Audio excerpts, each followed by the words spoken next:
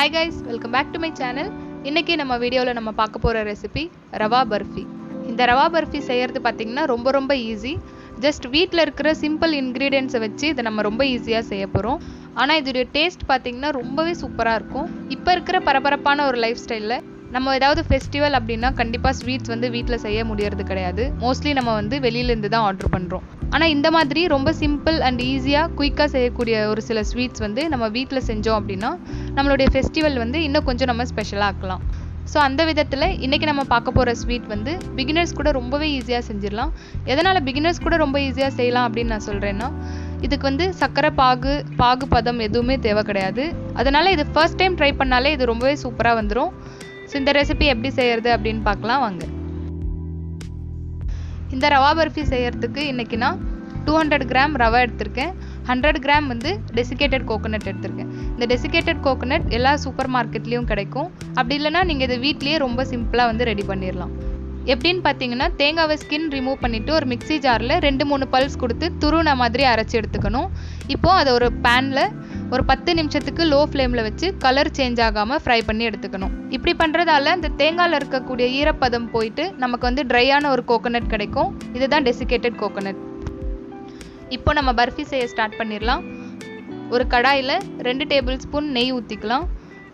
நெய்ல ரவையை போட்டு வறுக்கிறதுக்கு முன்னாடி கொஞ்சமா முந்திரி திராட்சை போட்டு நான் ஃப்ரை பண்ணி தனியா எடுத்து வச்சுக்கிறேன். இந்த அளவுக்கு முந்திரியும் திராட்சையும் ஃப்ரை பண்ணி எடுத்து வச்சுக்கலாம். திராட்சை பாத்தீங்கன்னா இந்த மாதிரி பபிள்ஸ் மாதிரி ஃப்ரை ஆயிருக்கணும்.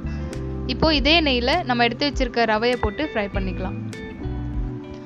ரவையை சேர்த்த உடனே ஸ்டவ்வை லோ ஃப்ளேம்ல வச்சுக்கோங்க. ஏன்னா ரவையோட கலர் வந்து மாறக்கூடாது. லோ ஃப்ளேம்லயே வச்சு ஒரு 2 நிமிஷத்துக்கு ரவையை நல்லா இந்த மாதிரி வறுத்துக்கலாம். இப்போ பாத்தீங்கன்னா ரவை ஃப்ரை ஆயிடுச்சு. ஆனா அதோட கலரும் சேஞ்ச் ஆகாம இருக்கு. ரவை நல்லா ஃப்ரை ஆயிடுச்சு. இப்போ நம்ம இது கூட எடுத்து வச்சிருக்க டெசிகேட்டட் கோகனட்ல இருந்து 3 டேபிள் ஸ்பூன் இதுல ஆட் பண்ணிக்கலாம். இதுல ரவையும் கோகனட்டும் சேர்த்து சாப்பிடும்போது ரவா பர்ஃபி வந்து இன்னும் டேஸ்ட் சூப்பரா இருக்கும். கோகனட் ஆட் பண்ணி நல்லா மிக்ஸ் பண்ண உடனே நம்ம வந்து 3ல இருந்து 4 டேபிள் ஸ்பூன் சுகர் ஆட் பண்ணிக்கலாம். ஸ்வீட் அதிகமா வேணும்னு நினைக்கிறவங்க எக்ஸ்ட்ரா சுகர் கூட ஆட் பண்ணிக்கோங்க.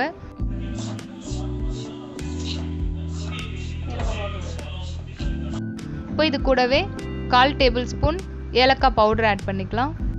ஆட் பண்ணிட்டு எல்லாமே சேர்த்து நல்லா மிக்ஸ் பண்ணி ஒரு 2 நிமிஷத்துக்கு இந்த மாதிரி ஃப்ரை பண்ணிக்கலாம். இப்போ பாத்தீங்கன்னா இந்த அளவுக்கு ரவை நல்லா ஃப்ரை ஆயிடுச்சு. இந்த ஸ்டேஜ்ல நம்ம ஒரு 100ல இருந்து 150 ml அளவுக்கு மில்க் ஆட் பண்ண போறோம். மில்க் ஆட் பண்றதால பர்ஃபி வந்து இன்னும் சாஃப்ட்டா ரொம்ப டேஸ்டியா இருக்கும். மில்க் ஆட் பண்ண உடனே ஸ்டவ் ஆஃப் பண்ணிரலாம். மில்கை ஒரே அடியா ஆட் பண்ணாம இந்த மாதிரி கொஞ்சம் கொஞ்சமா சேர்த்து மிக்ஸ் பண்ணி விட்டுக்கோங்க. மில்க் வந்து காய்ச்சி ஆற வச்சு இருக்கணும்னு அவசியம் இல்லை. நீங்க நார்மலா ரா மில்க் கூட இதுல வந்து ஆட் பண்ணிக்கலாம். மோஸ்ட்லி கோகனட் ஆட் பண்ண ஸ்வீட் பாத்தீங்கன்னா ஒரு நாளைக்கு மேல வச்சு சாப்பிட முடியாது. ஆனா இதுல நம்ம கோகனட்டை ஃப்ரை பண்ணி சேர்த்துக்கிறதால இந்த ஸ்வீட்டை நீங்க ஃப்ரிட்ஜ்ல வச்சு 4ல இருந்து 5 நாள் வரைக்கும் கூட வச்சு சாப்பிடலாம். இப்போ மில்க் ஆட் பண்ணி எல்லாமே மிக்ஸ் பண்ண பிறகு நம்ம ஃப்ரை பண்ணி வச்சிருக்க முந்திரி திராட்சையில இருந்து பாதி இதுல சேர்த்து மிக்ஸ் பண்ணிக்கலாம். மீதியை வந்து நான் கார்னிஷ்காக வச்சிருக்கேன். இப்போ இது அப்படியே இருக்கட்டும். இதை ஸ்டஃப் பண்றதுக்காக ஒரு பாக்ஸ்ல நம்ம வந்து ஃபர்ஸ்ட் கொஞ்சமா டெசிகேட்டட் கோகனட்டை வந்து தூவிக்கலாம். தூவிட்டு நல்லா இந்த மாதிரி ஸ்ப்ரெட் பண்ணி விட்டுக்கோங்க. நீங்க டெசிகேட்டட் கோகனட்க்கு பதிலா பட்டர் இல்லனா நெய் கூட ஸ்ப்ரெட் பண்ணிக்கலாம். இப்போ கோகனட்டை இந்த மாதிரி நல்லா ஸ்ப்ரெட் பண்ணி விட்டுட்டு நம்ம எடுத்து வச்சிருக்க ரவை மிக்சரை இதுல வந்து போட்டு ஸ்டஃப் பண்ண போறோம். இது மாதிரி ரவையை சேர்த்த பிறகு கேப் எதுவுமே இல்லாம நல்லா பிரஸ் பண்ணி ஸ்டஃப் பண்ணிக்கலாம். நல்லா டைட்டா பிரஸ் பண்ணி ஸ்டஃப் பண்ணோம்னா தான் நம்ம பீஸ் போடும்போது பர்ஃபி வந்து உடையாம நல்லா அழகா வரும். இப்போ இது மேலேயே கொஞ்சமா டெசிகேட்டட் கோகனட்டை தூவிக்கலாம். நம்ம மீதி எடுத்து வச்சிருக்க முந்திரி திராட்சையும் இது கூடவே ஆட் பண்ணி லைட்டா இந்த மாதிரி பிரஸ் பண்ணி விட்டுடலாம். இப்போ இதை ஒரு மூடி போட்டு ஒரு 10 நிமிஷம் நீங்க அப்படியே வச்சிருங்க. 10 நிமிஷம் கழிச்ச பிறகு பாத்தீங்கன்னா ரவா பர்ஃபி சூப்பரா செட் ஆயிருக்கு. நமக்கு பிடிச்ச மாதிரி ஷேப்ல நம்ம கட் பண்ணிக்கலாம். நான் இன்னைக்கு ஸ்கொயரா கட் பண்ணி எடுத்திருக்கேன். ஸோ அவ்வளோதான், நம்ம ரவா பர்ஃபி சூப்பராக ரெடி ஆயிடுச்சு. இந்த ரவையோட நெய் கோகனட் மில்க் எல்லாமே சேர்த்து சாப்பிடும்போது டேஸ்ட் பார்த்தீங்கன்னா நம்மளை இன்னமும் சாப்பிட்டுக்கிட்டே இருக்கணும் போல இருக்கும். அந்த அளவுக்கு இது வந்து திகட்டாத ஒரு ஸ்வீட். வரப்போகிற தீபாவளிக்கு இந்த ஸ்வீட்டை நீங்களும் வீட்டில் ட்ரை பண்ணி இந்த தீபாவளியை இன்னும் கொஞ்சம் ஸ்பெஷலாக செலிப்ரேட் பண்ணுங்க. இந்த வீடியோ உங்களுக்கு பிடிச்சிருந்துச்சு அப்படின்னா மறக்காம இந்த சேனலுக்கு சப்ஸ்கிரைப் பண்ணிக்கோங்க. பார்த்துட்டு இருக்க எல்லா வியூவர்ஸ்க்கும் ஹாப்பி தீபாவளி இன் அட்வான்ஸ்.